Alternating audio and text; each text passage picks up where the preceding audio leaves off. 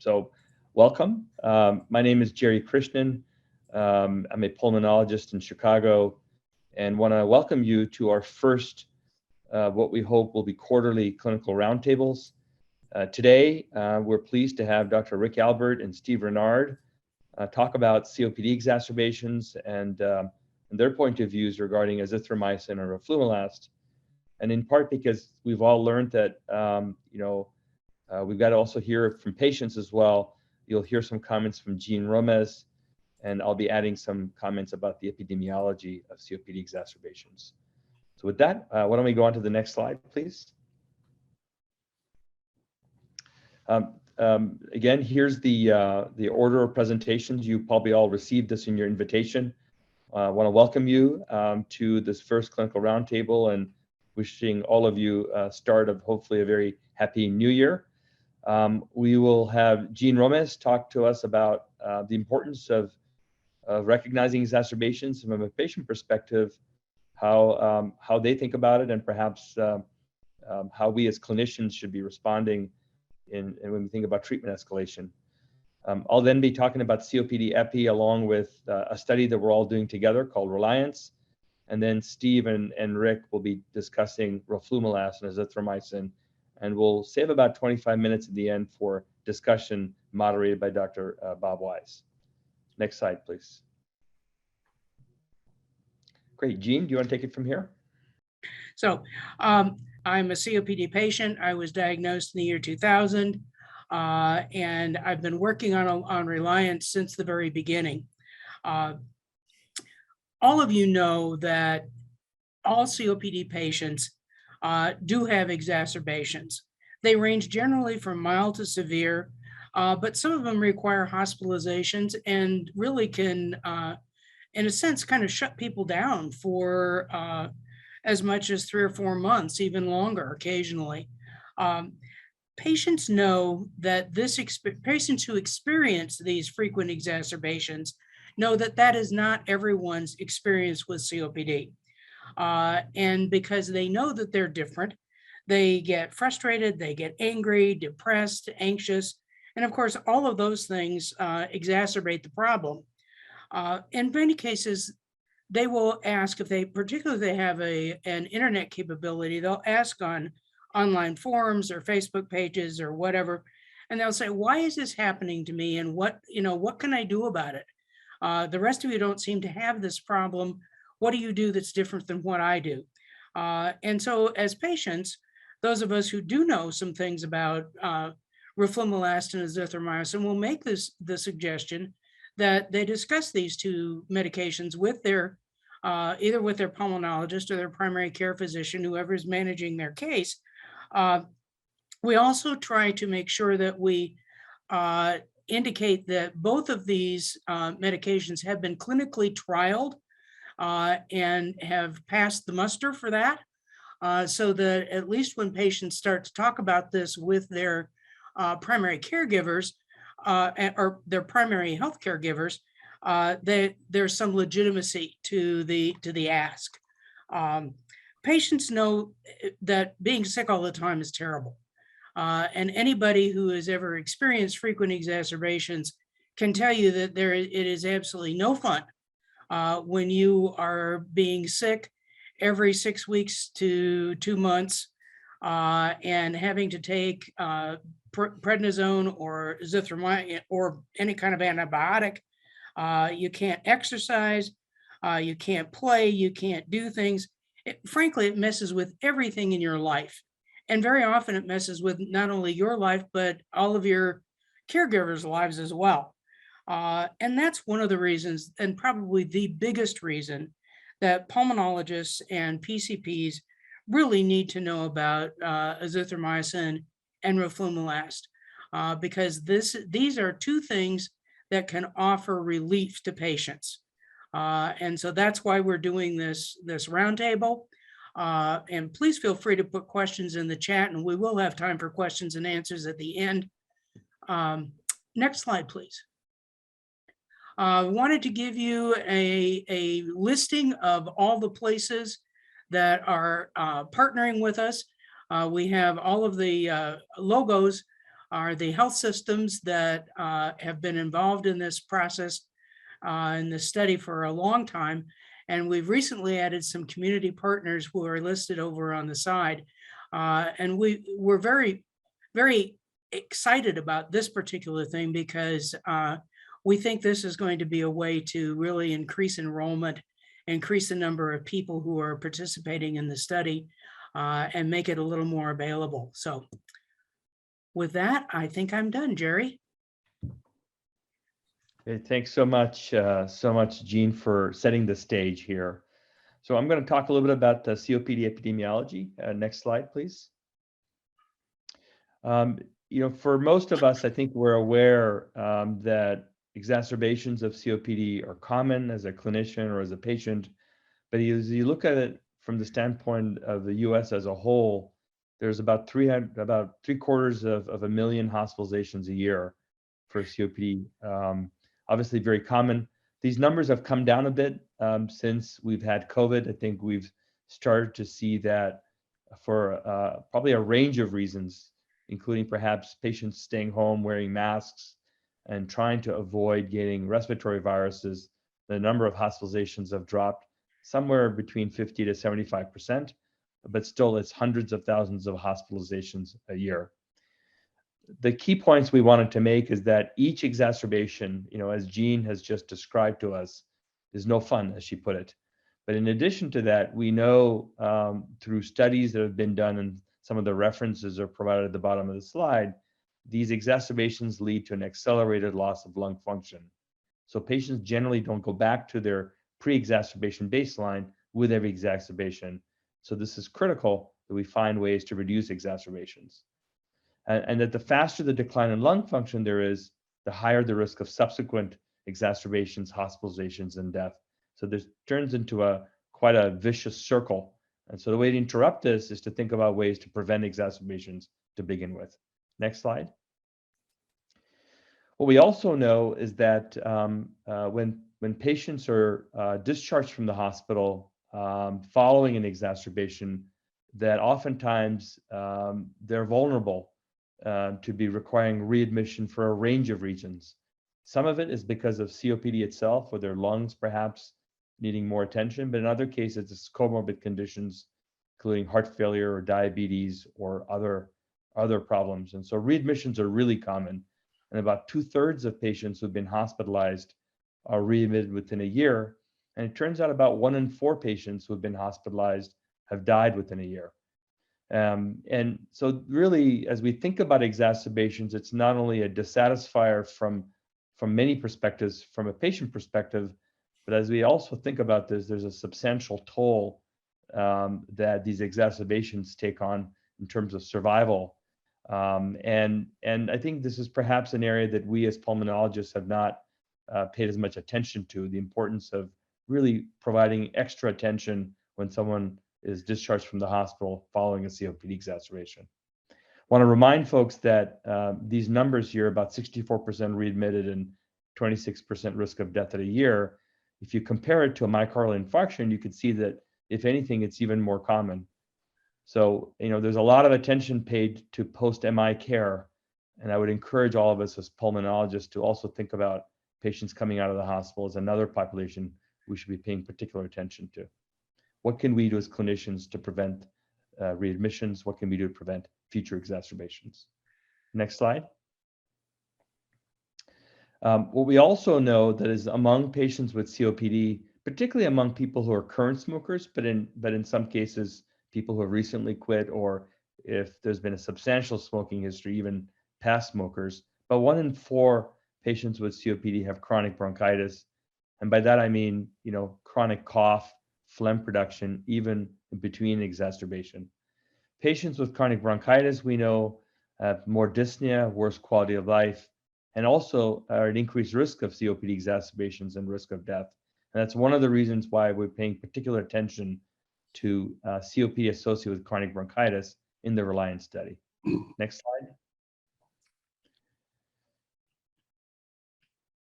Okay. And some of you may be wondering, well, there's a lot going on right now, and I think across the country and across the world, we're all in the middle of a COVID-19 surge.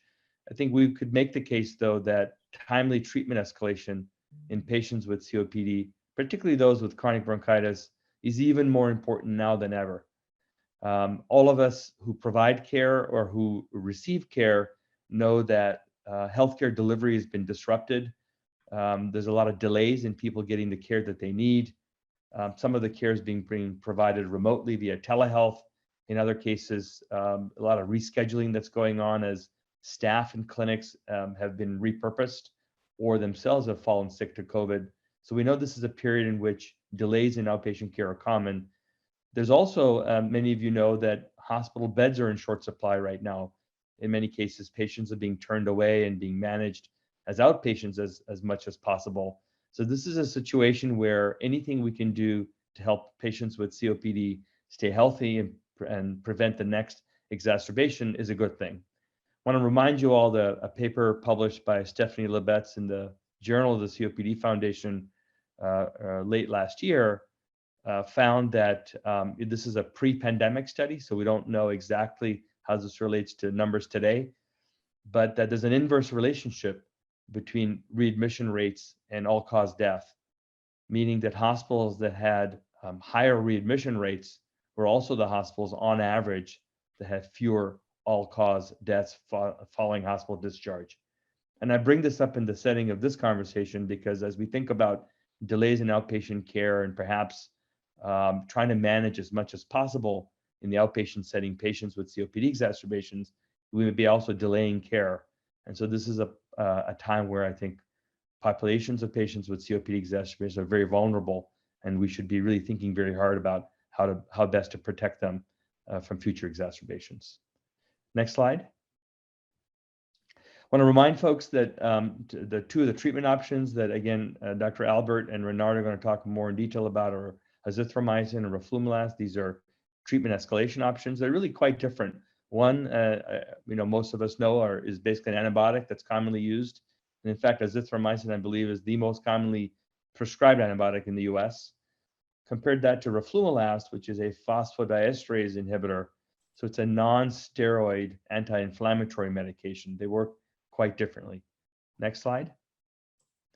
And there's been a number of studies that have been done, and Drs. Albert and Renard are going to talk about that, really talking about how each of these medications compared to placebo has been shown to be effective in reducing the risk of future exacerbations in people with COPD. And many of the guidelines, and several of them are listed here that you're probably familiar with, have essentially recommended azithromycin and roflumilast as medications in this population. I will leave it to Dr. Renard and Albert to talk more in detail about the evidence behind these recommendations, but both these medications work. I want to point out also they're actually quite different. So not only is one an antibiotic and one a phosphodiesterase inhibitor, but the cost of these medications are also quite different. One's a generic pill that you can buy for relatively low cost compared to roflumilast that oftentimes requires a prior authorization. And if you don't have insurance, certainly quite expensive. So does a cheap generic drug work as good as a more recently FDA-approved brand name drug? And that's part of the reason why the RELIANCE study was designed. Next slide. We've done some polling among pulmonologists across the country. Some of you on this call probably participated in this poll. This is a few years ago. This is about 5 years ago when we did this poll. And about 43 pulmonologists responded to the question about which is more effective for people with COPD associated with chronic bronchitis if I'm trying to prevent future exacerbations. And again, this is a relatively small poll, but among these pulmonologists who responded, about a third thought that azithromycin is more effective. About 1 in 10 thought roflumilast was more effective. And then you can see, though, about 60% either thought they were equally as effective or did not know which was more effective. So there's a lot of uncertainty, and certainly across range of pulmonologists in the U.S., I would say community level equipoise about whether roflumilast or azithromycin is the way to go if you're trying to help a patient avoid another exacerbation. Next slide. This is probably my last slide here, so I'll make a point about how we've thought about the evidence that exists and how do we address this question about which medication to prescribe in the context of how clinical studies are done. The Reliance study is quite different, is the bottom line. So here on this slide, what you're seeing is the typical ways in which so-called efficacy trials are designed. And essentially, those studies are intended to tell us, is there a signal here? If we were to optimally implement a medication or another treatment strategy compared to some other approach, under optimal conditions, could this work? And when you're designing efficacy trials, you tend to put into place a number of very rigid and strict controls about the way the study is implemented, including very carefully and tightly specified treatment regimens, the dose, the frequency, the duration. Oftentimes, they tend to be very narrowly selected, relatively homogeneous populations that are enrolled in these studies. Such studies also tend to take place outside of the clinical environment in specialized research centers. So these are oftentimes a little less representative of where most patients receive their care. And follow-up tends to be highly structured, very intensive. A number of measurements are taken. And oftentimes, patients who are able to participate in such studies because they're substantial burden, they look very different than the type of patients we typically see for us in clinic. And then oftentimes we also very carefully monitor and perhaps even coach or try to enhance adherence to the treatment in a way that allows us to tell whether or not medication would work under optimal conditions. And then finally, in efficacy trials, typically there are no costs for participation. And in fact, such medications are often provided for free. So this is the typical efficacy trial design. However, real-world practice, I think, departs from this efficacy world, so to speak, in all the ways that are described here. I won't read out loud all of the words here, but I think pretty easy to see that most patients, most practitioners, the way in which we make decisions and how follow-up is done, we oftentimes tailor it to populations. And so oftentimes the way in which we adapt and use medications that were shown to be efficacious in these trials is very different than how we use them. So next slide. So that's really the basis of the Reliance study. The goal here is to figure out, under conditions that mimic how care is typically dispensed in routine settings, which medication works best, azithromycin or roflumilast. And while we do provide some general guidance to patients and practitioners about the use of these medications, we allow a lot of control to reside with the patient and their healthcare provider about how to use these medicines. And so at the end of this, we're hoping to learn, which medicine works better under conditions in which these would be used in routine practice. Next slide. All right, I'm going to turn it over. Steve, you're next. Jerry, thank you very much. So I'm going to be giving the rationale for why to use roflumilast. If we go to the next slide. First, a little bit about me. So I am a steering committee member of the Reliance study. I've been involved in the study since its beginning, both with respect to study design and in study oversight. And I think I was selected specifically as a content expert for roflumilast. Now, some important disclosures is I've published about roflumilast, both clinical studies and basic publications, and I've been a consultant or had grant support for those studies as it relates to roflumilast from all of the companies that sequentially have owned roflumilast over the years since its invention. In particular, I was employed by AstraZeneca, the current owner of roflumilast, but from the years 2015 to 2019. I'm no longer employed at AZ, but I did receive shares in AZ as part of my compensation. So that's by way of disclosure. I will say, and I'm certain that my colleague, Rick Albert, will say the same, is that in patients with chronic bronchitis, I think we can have equipoise, and I certainly do, with respect to the questions being addressed. Specifically, in those patients with chronic bronchitis, the one key question is roflumilast better, worse, or similar to azithromycin in reducing the risk of hospitalization or death? And then secondly, which medication is better tolerated?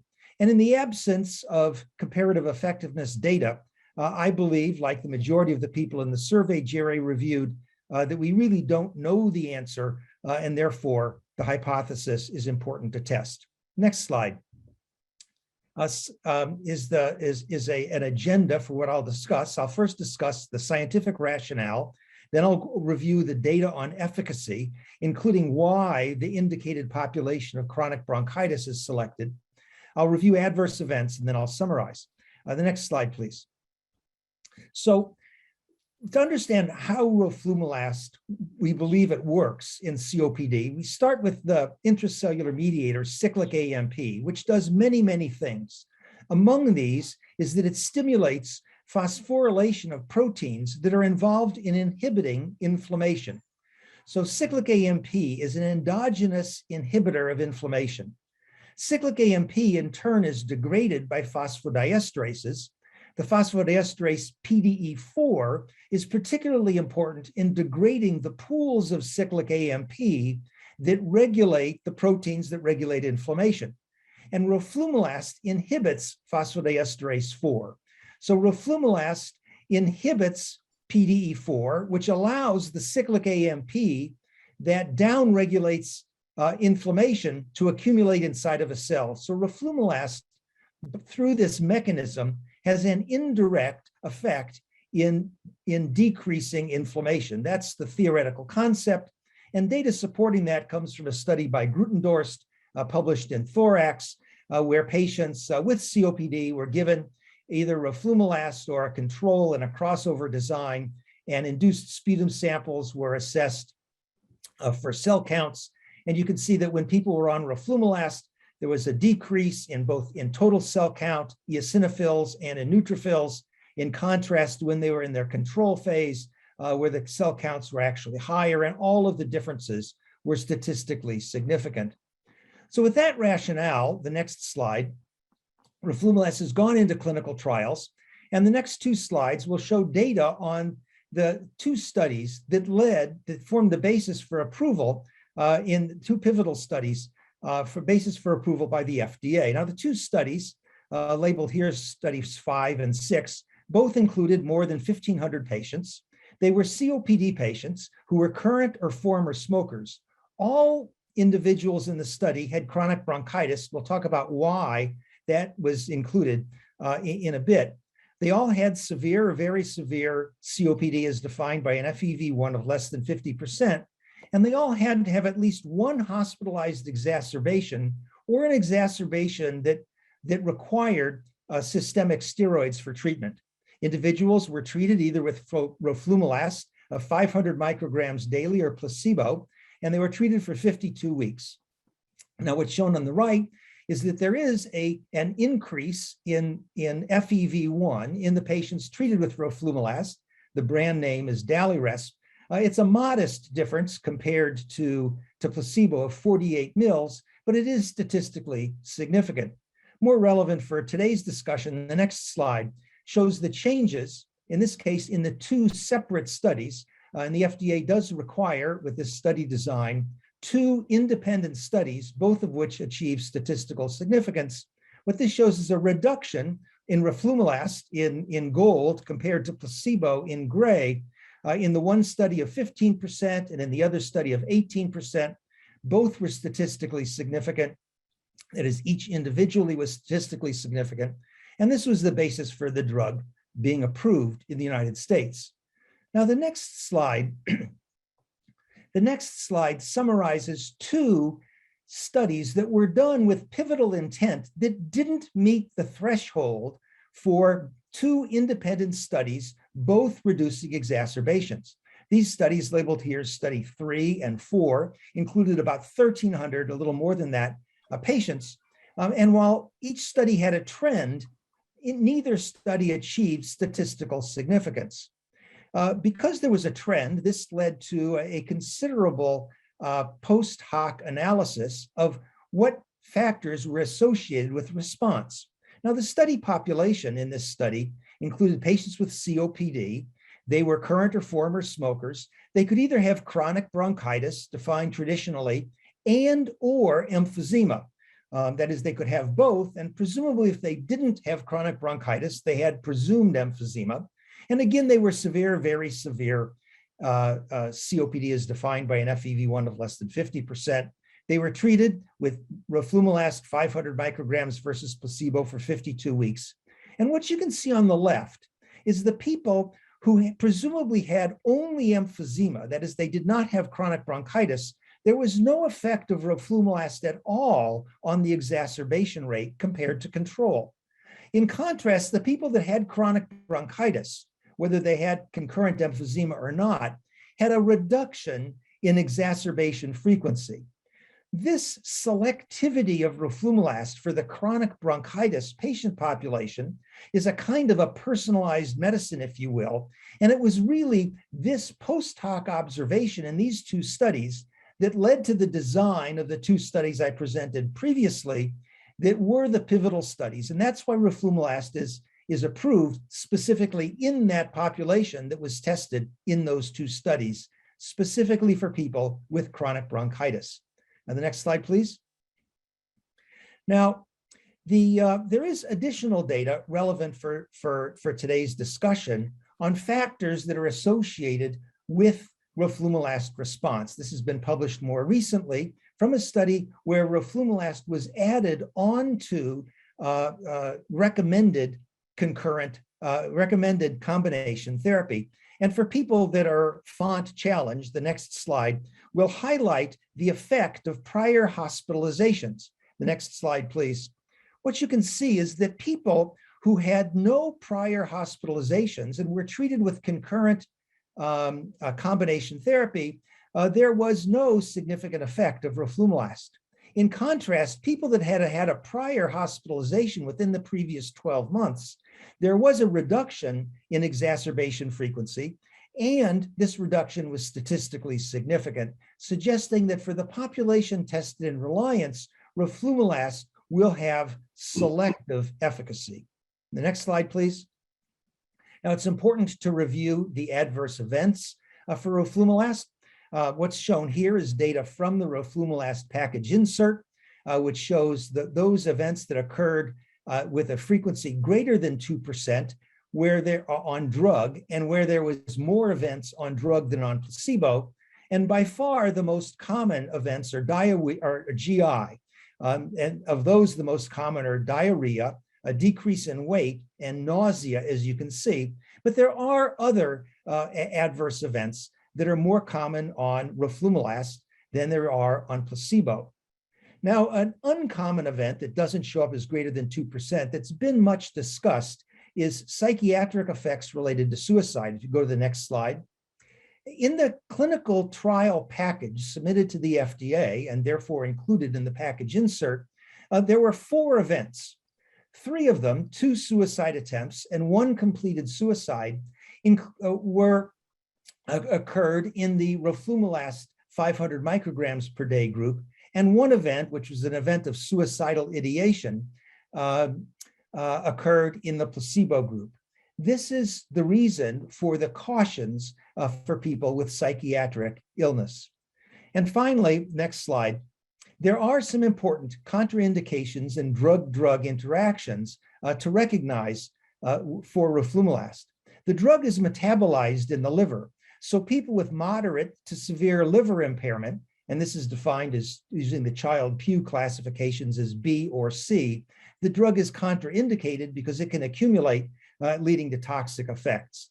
And because it's metabolized in the liver, there's the potential for drug-drug interactions. And the inducers of cytochrome P450, which metabolizes roflumilast, can lead to loss of efficacy because the drug is cleared more rapidly.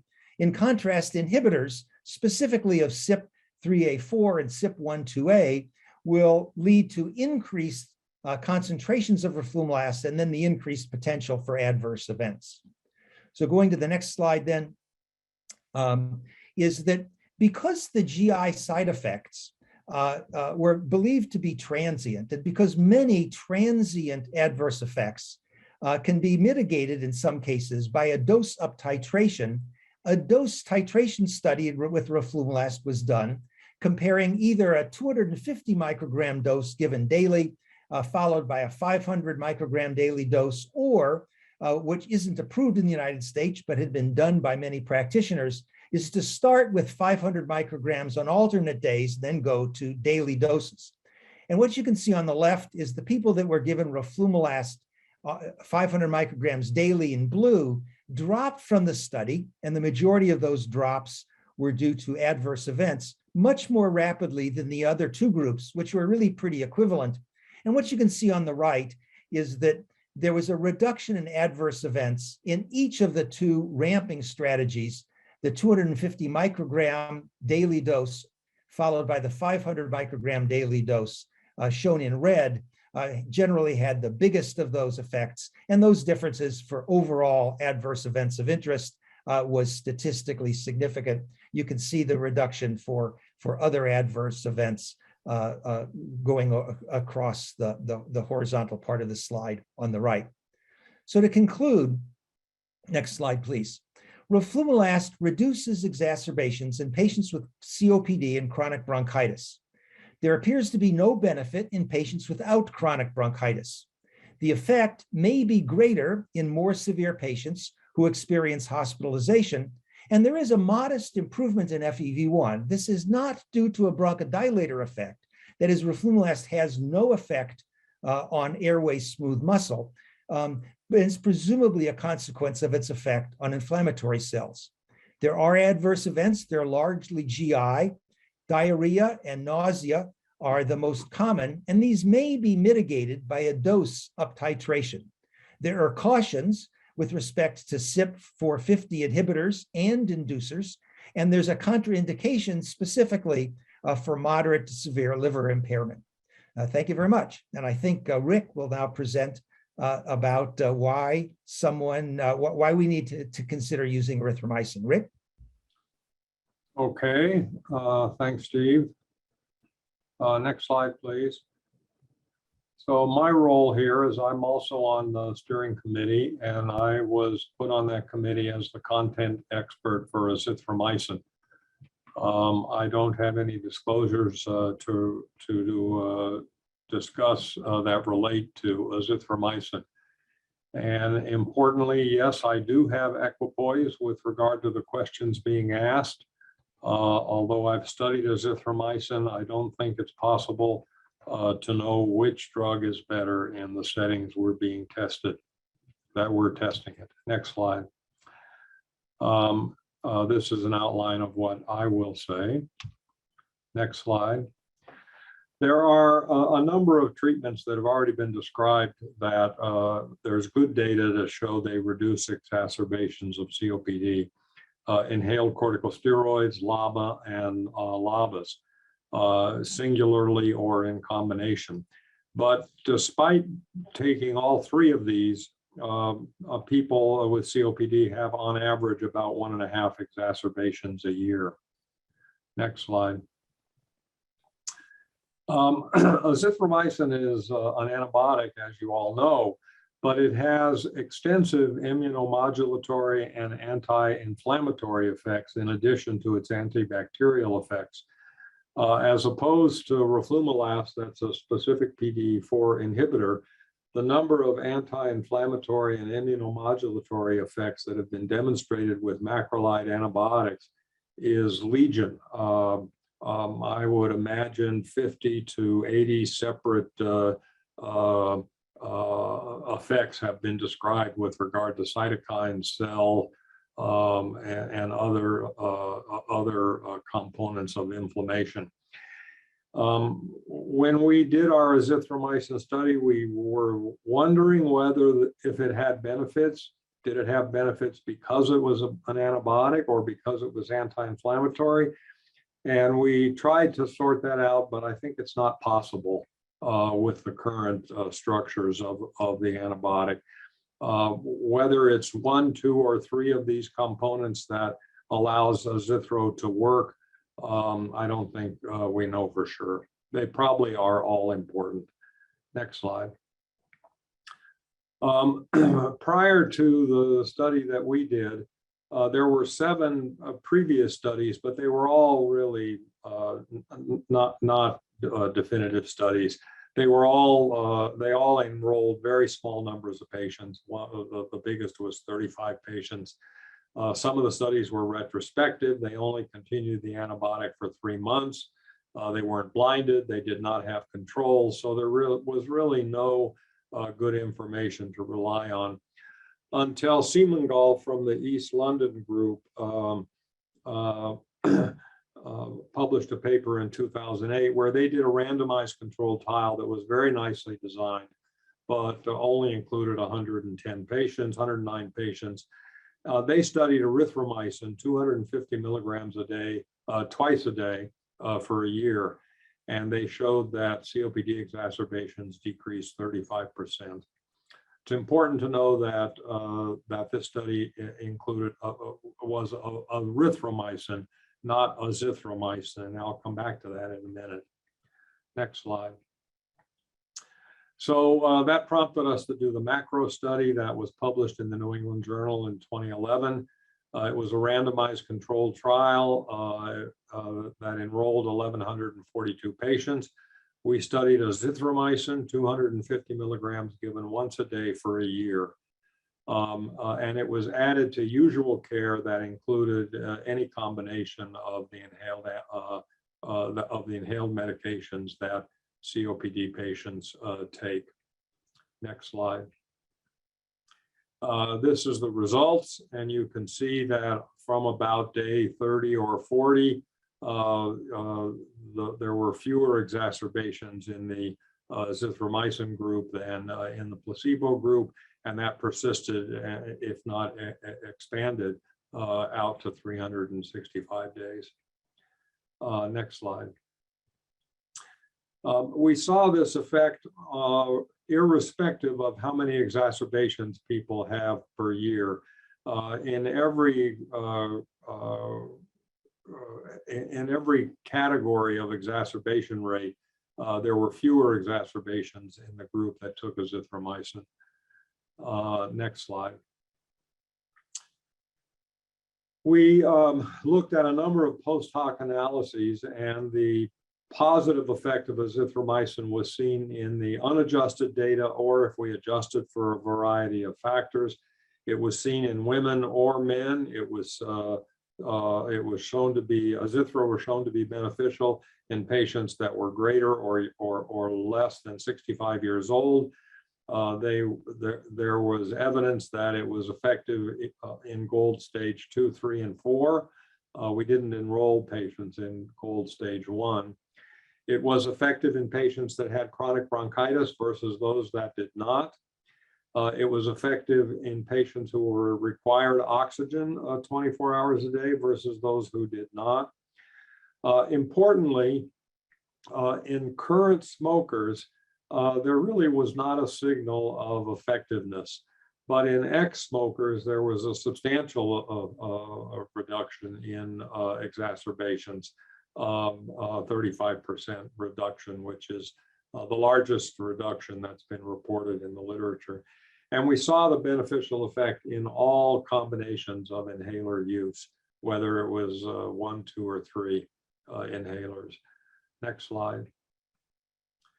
We also found that the group that received placebo had an improvement in quality of life using the St. George Respiratory Questionnaire. Next slide.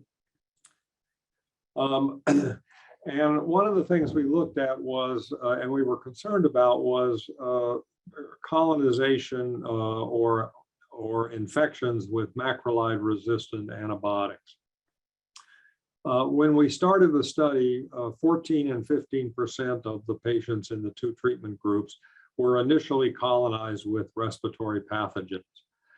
And over the course of the study,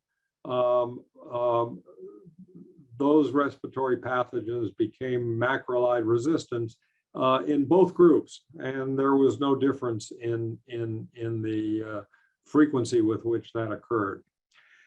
In the patients who were not colonized initially, 12% became colonized if they were taking azithromycin, but 31% became colonized with respiratory pathogens in the control group. Now, in the ones who became colonized that were taking azithromycin, 81% were macrolide resistant, whereas in the control group, only 41% were resistant. But because so many more patients became colonized in the control group, actually the number of patients who were colonized with macrolide resistant organisms was lower in the azithromycin group than in the control group. Next slide. And also we saw no pneumonias or other adverse events related to macrolide resistance. Why would you use azithromycin in summary? Well, it decreases acute exacerbations of COPD and it improves quality of life.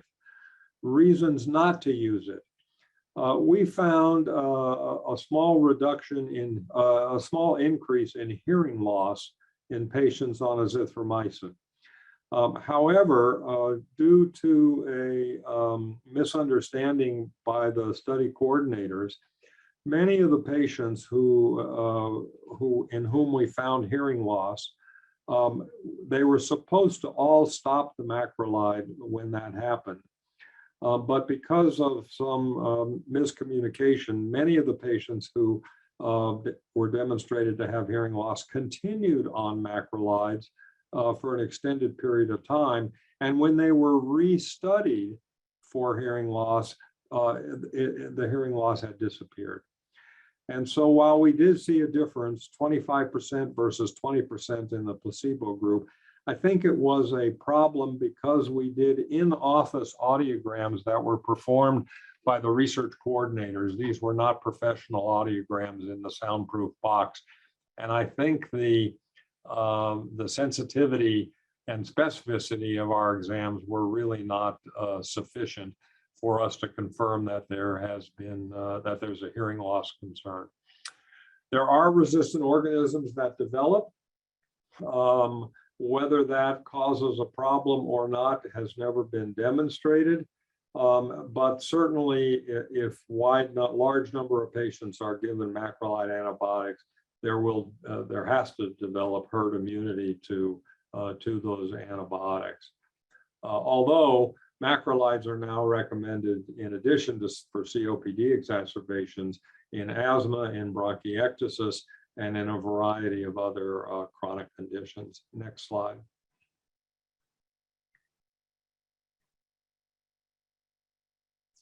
I'll turn it over to Bob. Thanks very much, Rick. These were beautiful presentations, and we have about 15 minutes for questions. We put up the QR codes so you can get to the Reliance website, and those of you who might be interested in becoming a investigator in the community, we also have a QR code and a website for that. So those presentations were beautiful, and I'm not going to summarize them, but I'd like to know if people have questions, and if you do, please put them in the chat, and Jenny Scully will review those. But I'd like to start off by just asking one question that comes up frequently, and that is related to the cost difference between these two drugs.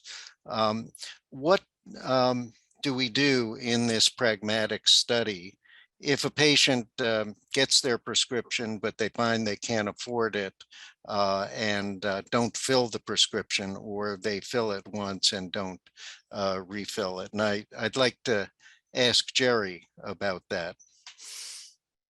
Sure. Thank you, Bob. So the question is really about the cost differential.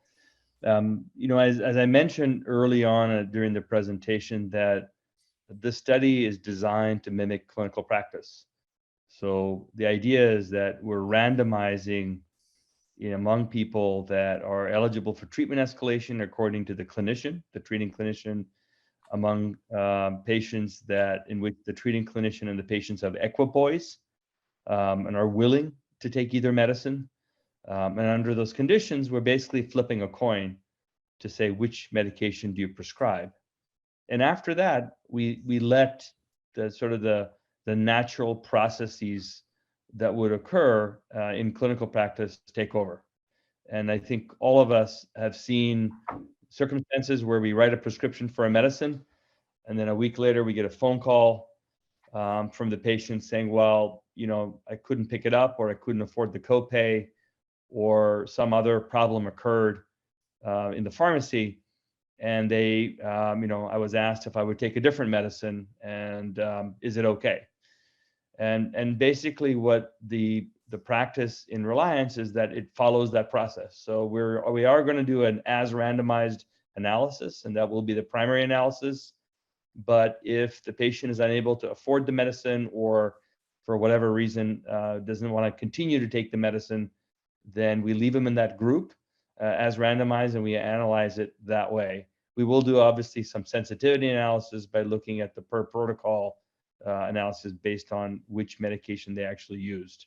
So in summary, Bob, the answer is that we're trying to understand what happens as it relates to randomization for the initial prescription, and we analyze the outcomes according to that group. Mm-hmm. We allow the practitioner to switch medicines if it turns out the patient doesn't tolerate it or doesn't want to refill it. So-called crossovers or early discontinuation, all of those things are permitted, and we're going to track it. And in fact, that will be a secondary output of this study, is to describe some of the challenges people face when they're prescribed one medicine or the other, and how often they need to discontinue or to cross over. Great. Thank you, Jerry. Another question that's come up in the chat is about EKGs. Azithromycin is thought to be a QT prolonging drug, although it's always on the list of mild QT prolonging drugs. And I wonder if it's standard of care to get an EKG before prescribing, or how long before one might be good for. And I'm going to turn that over to Rick. Okay. What about EKGs and QT intervals for when we did the macro study, we were very concerned about patient safety with regard to that. And we did do EKGs in every patient, and we excluded, it's important to note that we excluded a number of patients from the study if they had bradycardia, if they have heart failure, if they had a baseline QT prolongation, if they had myocardial ischemia or cardiomyopathy. We did not include patients with atrial fibrillation or people that had histories of hypokalemia, hypomagnesemia, hypocalcemia, and importantly, whether they were taking other medications that are known to prolong the QT interval. That being said, we screened 1,577 patients, and for all of those cardiac exclusions, we excluded 6% of the population. So it was uncommon that we excluded patients. I don't regularly do EKGs on patients that I'm starting on azithromycin. Certainly when azithro is being used as an antibiotic for any reason, the 5-day course of the Z-Pak, nobody is getting electrocardiograms. It's important to note that yes, macrolides do have an effect on the QT interval and have been associated with torsade de pointes. From the FDA database, for a 7-year period, 2004 to 2011, there were 63 patients that were reported in the database with torsade. However, 60% of those patients were taking other medications that affect QT intervals. I think it's critical to note that most of the problems with prolonging QT occur as a result of intravenous infusion with erythromycin. When you infuse erythromycin, the average blood level is about 45 milligrams per liter. When you take azithro orally, it's 4 or 5 milligrams per liter. And there's other studies that have shown there's no effect of macrolides on QT intervals at a blood level of 10 milligrams per liter. So there's a big dose response relationship to macrolides and the QT interval.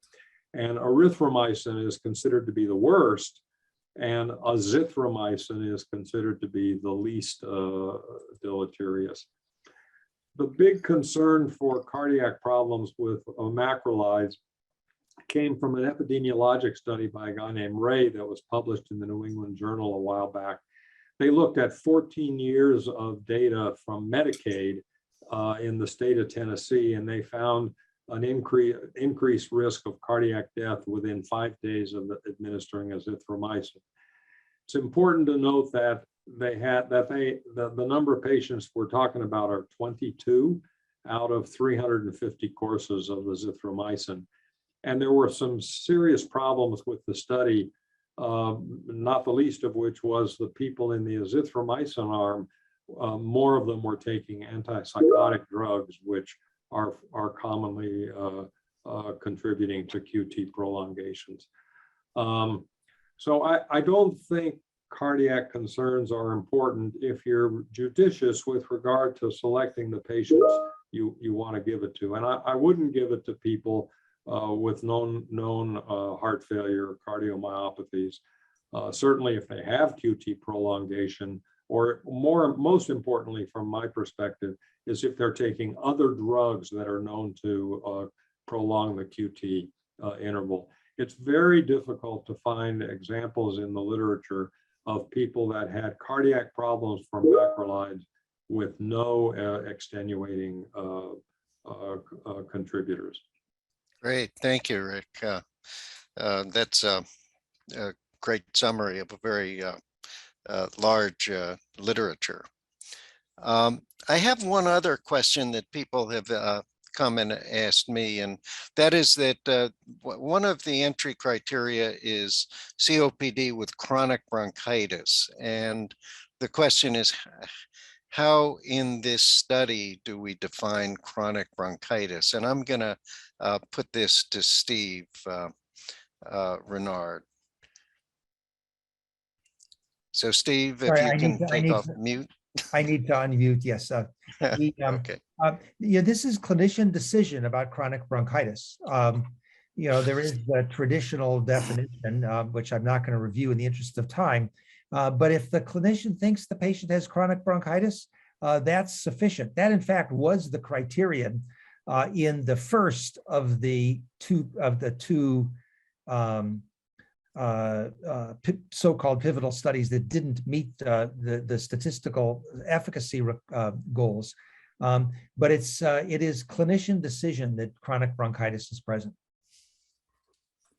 Okay, so it's if you think they have cough and phlegm, and of course, the majority of patients with exacerbations have cough and phlegm, whether they have a formal diagnosis of chronic bronchitis or not.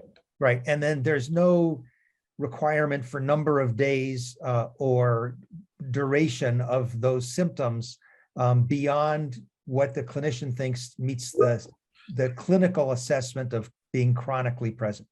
And that's how it was done in the registration trials? The registration trials were more rigorous than that, and there was an attempt to use sort of the last century's a goal of most days, which is of course not defined for 3 months in 2 successive years. Okay, great. Thanks, Steve.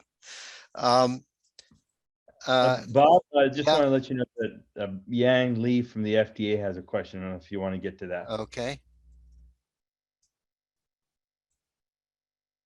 Let's see, Jenny, do you have that question pulled up? Sure, I can read that. So the question is, I wonder in daily practice, when do these medications usually get added to the treatment regimen? During routine visit, after an exacerbation episode, or a mix? And how is that decided in the Reliance trial? I'm going to ask Jerry to answer that question. Sure, absolutely.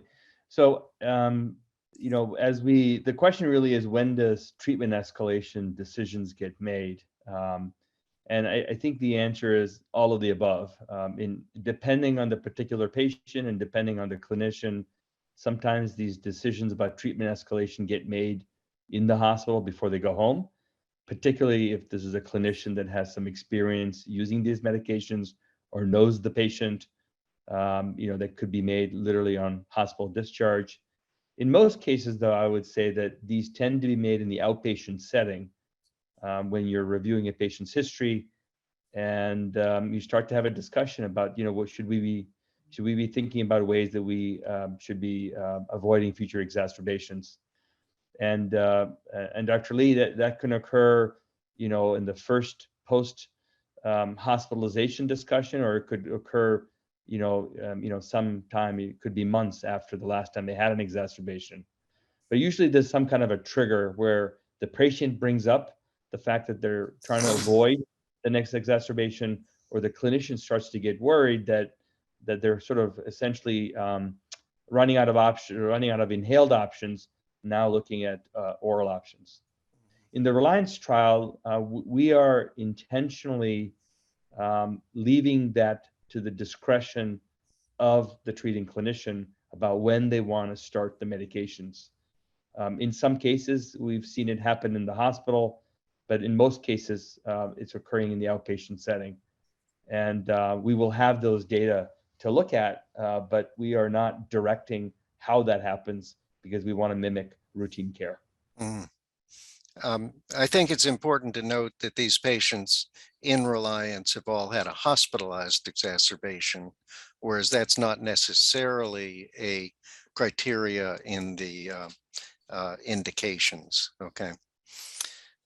We have a question from Jean Orlow, and Jean asks, is there a limit to the amount of time a patient can be or should be on either of the medications? And I take that, Jean, to indicate, can you take it more than a year, or which was what the pivotal trials tested. Is there a limit? And I'm going to ask that to Steve and to Rick for their respective expertise. Steve? Yeah, I guess I'll restrict to roflumilast, which is no, there's no real limit to the duration of treatment, assuming that the drug has been well tolerated. However, the contraindications and the warnings still apply. So if someone starts on another drug that's going to affect P450 metabolism, then the same warnings apply as when you were starting the medicine. And if somebody develops intercurrent liver problems, then in fact, the drug may need to be discontinued. But absent the acquisition of a new contraindication, there's no reason why the drug can't be given for extended periods of time. Great. Rick, azithro? Yeah, we did the azithro for daily administration for a year, primarily because some of the other studies were of shorter duration, which made them much less clinically useful. There haven't been any studies done where the azithromycin was continued for in a randomized controlled fashion for longer than a year. There has been some case report type of studies that talk about long-term azithro.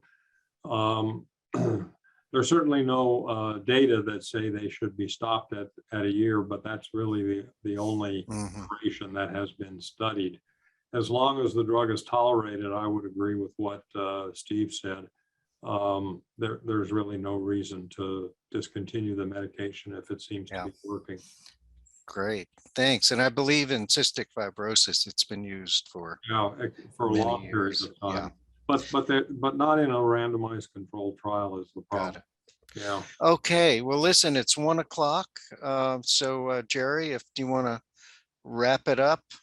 Sure, happy to. Thanks so much. I want to thank everyone who joined us today.